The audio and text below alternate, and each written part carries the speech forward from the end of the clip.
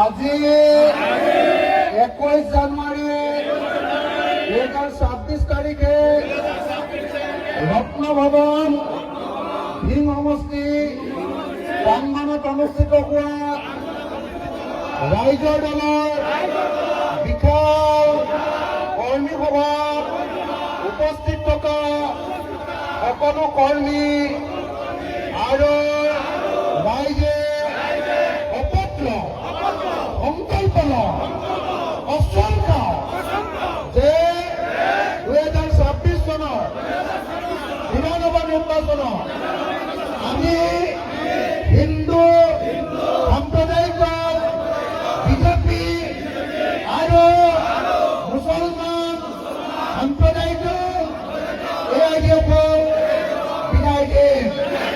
আমি হিন্দু সাম্প্ৰদায়িক দল মৌলবাদী দল চৰ্দাৰ হিমন্ত বিশ্ব শৰ্মা আৰু মুছলমান মৌলবাদী দল AIDF চৰ্দাৰ অমৰনাথ ডাঙৰীয়াক ব্ৰহ্মপুত্ৰত দলিয়াই দিয়ে।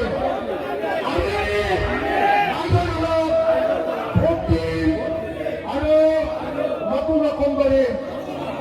ধন্যবাদ।